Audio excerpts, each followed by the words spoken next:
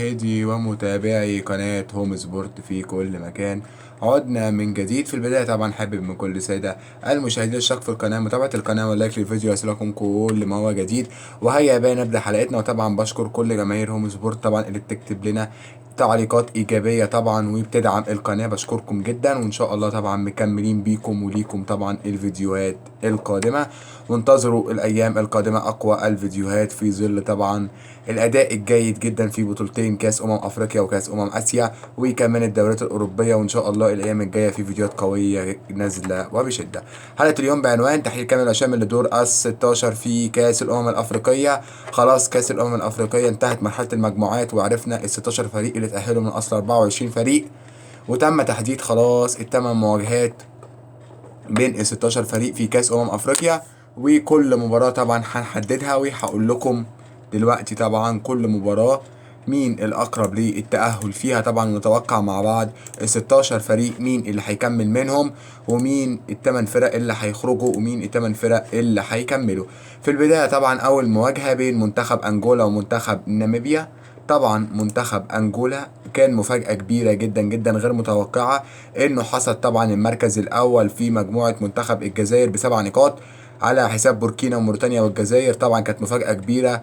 اداء منتخب انجولا اللي الكل توقع ليه انه هيكون مركز ثالث او مركز رابع كمان، وانا توقعت له تقريبا بنسبه كبيره انه هيكون حصاله المجموعه الرابعه، ولكن الفريق الحقيقه قدم اداء قوي جدا، قدم اداء ما كنتش انا متوقعه. الجزائر بردك قدمت اداء سيء جدا في كاس الافريقيه الاخيره، ولكن خلاص طبعا مش مهم، مرحله المجموعات مرحله وانتهت. نخش دلوقتي في خروج المغلوب.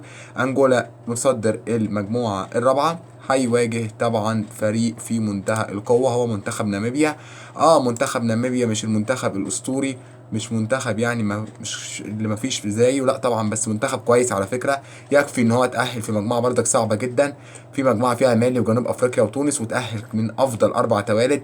اداؤه جيد، اداؤه جيد، قدم مستوى كويس، قدم مستوى كويس، قدم معجزه في البطوله وقدر يفوز على تونس بهدف نظيف. طبعا مش هنقدر ننكر كل الكلام ده، ولكن انا شايف بالرغم من اداء ناميبيا الجيد جدا واللي ارفع له القبعه ووصوله من 4 نقاط شيء كويس جدا، ولكن انا شايف مباراه زي دي هتنتهي طبعا بلا اي جدال بتأهل منتخب أنجولا وفوز منتخب أنجولا يروح دور الثمانية طبعا، لأن أنا شايف أنجولا أفضل بكتير من ناميبيا كأداء وكأفراد وكمنظومة وكتجميع نقاط. فريق كان متصدر مجموعة فيها الجزائر وموريتانيا وبوركينا، وفريق أصلا كان ثالث في مجموعة صعبة، بس برضك أداء مش هو. فشايف أنجولا هتكون أول المتأهلين يوم السبت إلى دور الثمانية. بعد كده في مباراة قوية جدا جدا جدا بين نيجيريا والكاميرون. نيجيريا طبعا المركز الثاني في المجموعه الاولى برصيد 7 نقاط بالتساوي مع غينيا الاستوائيه، لكن غينيا الاستوائيه طبعا اتصدرت بفارق الاهداف، كانت مفاجاه الحقيقه.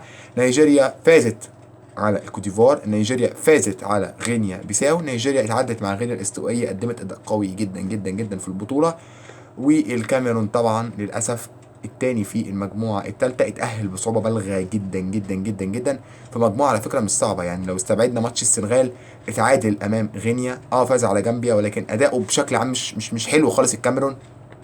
منتخب الكاميرون ما انتظروش منه اي حاجه. منتخب الكاميرون تاهله كتاني ده يعتبر شيء يعني كويس جدا للفرقه، 4 نقاط، اداء سيء جدا، فريق اصلا متاهل عليه -1 يعني، فريق متاهل بالسالب مش فريق متاهل بالموجب. دي كارثه طبعا على منتخب الكاميرون. فطبعا بلا جدال وبلا اي نقاش منتخب نيجيريا هيتاهل في تاني المباريات لمواجهه انجولا في دور ربع النهائي، في اول مباريات دور ربع النهائي. بعد كده نروح على المجموعه اللي بعد كده. طبعا منتخب الراس الاخضر اللي طبعا كان متصدر مجموعه مصر هيواجه منتخب موريتانيا، احد افضل 4 توالد طبعا اللي تاهل في مجموعه الجزائر اللي كنت لسه بتكلم عليها. طبعا الراس الاخضر منتخب كويس، منتخب فاجئني انا شخصيا. قلت لكم منتخب زي الراس الاخضر ده خاف منه، منتخب لسه بيشارك، منتخب لسه جديد، منتخب انت مش عارف فكره مش عارف كورته. فعلا قدم كره قويه جدا جدا جدا جدا جدا. فريق ما خسرش في مجموعه فيها مصر، ما خسرش في مجموعه فيها غانا، فريق قدر يتصدر مجموعه على مصر وعلى غانا وعلى موزمبيق، قدم كره قويه جدا جدا جدا، 7 نقاط، اداء جيد جدا جدا جدا. وكمان اخر مباراه امام منتخب مصر كان بيلعب كره طبعا ضعيفه جدا، لو كان شد على منتخب مصر جامد، انا قلتها النقطه دي، كان ممكن منتخب مصر يطلع بصفر من المباراه دي، لان احنا شفنا اول من منتخب راس الاخضر بدا يلعب كره في نهايه الشوط الاول سجل، في نهايه الشوط الثاني بعد ما منتخب مصر سجل الهدف التعادل وسجل الهدف الثاني ضغط بقوه، عمل اداء قوي، رجع منتخب راس الاخضر سجل جون في ثانيه. منتخب قوي جدا جدا جدا جدا منتخب راس الاخضر، عنده عناصر قويه، عنده فكر كويس، الفريق بيلعب كمنظومه كامله. موريتانيا فريق كويس، موريتانيا قدم كره كويسه، قدر يفوز على الجزائر، جمع 3 بونت من الماتش ده. ماتش الجزائر ماتش صعب، لكن الجزائر مش مقياس دلوقتي للاسف. انا بتكلم وانا في منتهى الحزن، وقلت لكم قبل كده عن الجزائر. الجزائر للاسف بعد طبعا فتره جمال بالماضي الاخيره دي خلاص الفريق متدمر. جمال بالماضي بعد طبعا قلت لكم تتويجه بكاس الامم 2019 الفريق خلاص اتدمر. خساره في افريقيا 2021، خساره في افريقيا 2023 دلوقتي. اداء سيء جدا، فريق من كاس العالم، من تصفيات كاس العالم بيخرج، الفريق مش عارف يقدم كوره، الفريق من سلسله لا هزايم تقريبا 40 ماتش بلا هزيمه، دلوقتي فريق متدهور تماما. فما كانش مقياس طبعا منتخب موريتانيا انه قدر يفوز على الجزائر، ده مش مقياس قوي. لا، هو منتخب الجزائر منتخب كويس وكل حاجه، ولكن الفتره الاخيره منتخب الجزائر متدهور. فارس الاخضر طبعا هيتاهل مفيش كلام في ماتش موريتانيا، ويكون ثالث المتاهلين لمواجهه الفائز من المغرب وجنوب افريقيا. نخش بعد كده الماتش المغرب وجنوب افريقيا. طبعا منتخب المغرب اتاهل كاول مجموعه سته برصيد 7 نقاط. على فكره منتخب المغرب قدم كره كويسه جدا في الفتره دي. منتخب المغرب بدا يقدم قوته، بدا يظهر الفريق زي ما قلت لكم كمنظومه وكفريق في منتهى القوه. فريق قوي جدا هجوميا، فريق قوي جدا دفاعيا، في مواجهه فريق زي جنوب افريقيا تاني المجموعه الخمسه اللي طبعا كان معاه مالي وتونس وناميبيا. طبعا منتخب جنوب افريقيا تاهل، بس ما اقنعنيش بالكره اللي قدمها الحقيقه. هو تعادل في ماتش تونس، عمل فاز على تونس يعني باداء باهت قوي، يعني مش تعادل معلش، تعادل عفوا في مباراه تونس باداء باهت جدا جدا جدا. ومنتخب تونس كان منتخب سيء، يعني ما قدمش الشيء القوي. بردك مسك منتخب ناميبيا دمره. منتخب ناميبيا زي ما قلت لكم منتخب ضعيف جدا جدا جدا، ومش معنى تاهله كافضل 4 دوريات ان كده يبقى منتخب ناميبيا ده منتخب قوي، لا طبعا.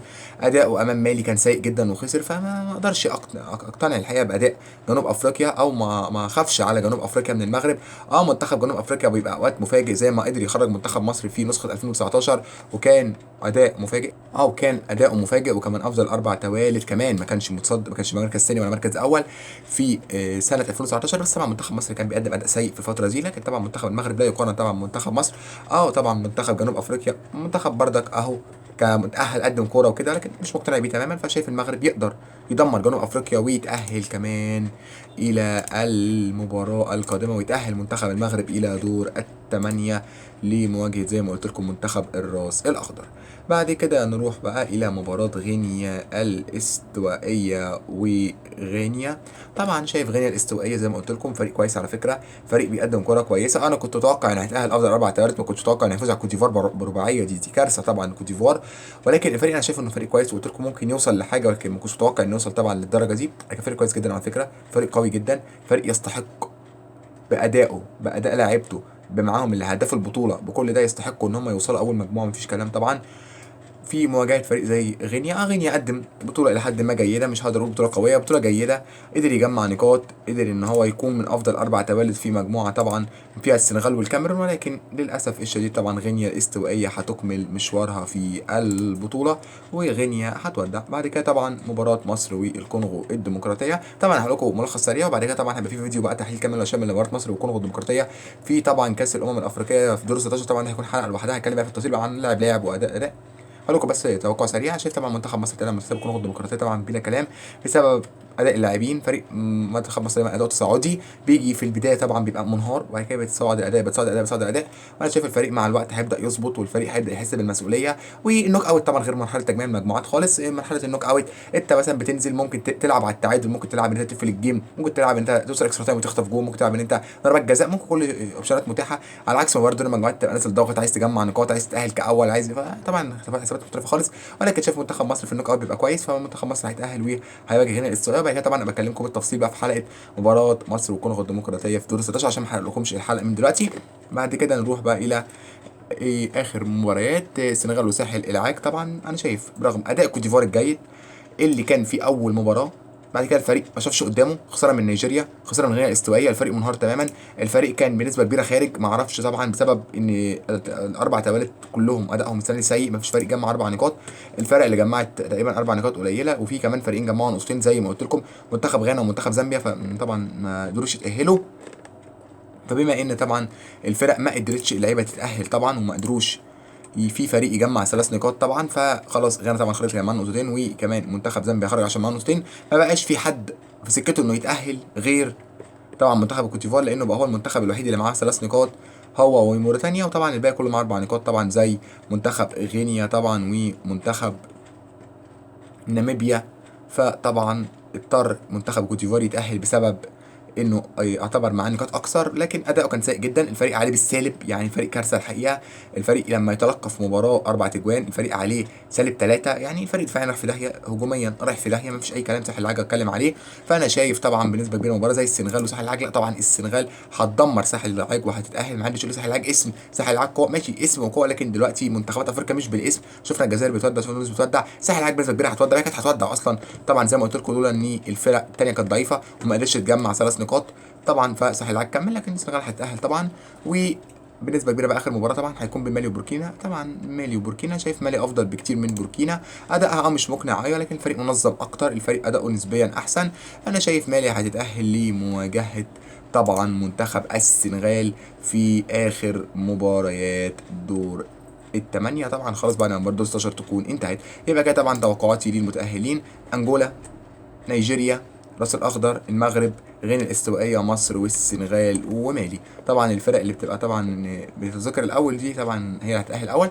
فكل الفرق دي هتتاهل بنسبه كبيره الى دور الثمانيه. دي طبعا توقعاتي، قد تخطئ وقد تصيب. طبعا انا بقول وجهه نظري وبقول توقعاتي في النهايه. طبعا نكون وصلنا لنهايه حلقتنا. فرق طبعا مشترك في القناه، متابعه القناه واللايك للفيديو. وفي النهايه حابب للمره الثالثه والرابعه او الاخيره في الحلقه ان انا اشكر كل جماهير هوم سبورت اللي بتدعم المحتوى وبتدعم الفيديوهات وبتكتب تعليقات ايجابيه. شكرا ليكم، وان شاء الله الفيديوهات اللي جايه قويه جدا. انتظروا كمان حلقه تحليل كامل وشامل لدوري كاس اسيا، طبعا دور 16 في كاس اسيا، وكمان حلقه تحليل كامل وشامل لمباراه مصر والكونغو الديمقراطيه في نهائيات كاس الافريقيه دور 16. طبعا كل ده طبعا الحلقات دي نازله الايام الجايه. عايزين الدعم يفضل زي ما هو، عايزين الدعم يفضل قوي، اللايكات كل طبعا ما اللايكات بتزيد طبعا وكل ما الدعم بيزيد طبعا بتشجعوني طبعا اكمل وبتشجعوني انزل فيديوهات كتيره. شكرا على المشاهده، ما تنسوش طبعا في نهايه الحلقه الاشتراك في القناه ومتابعه القناه ولايك الفيديو. انتظروا كل الحلقات القادمه. شكرا على المشاهده وباي.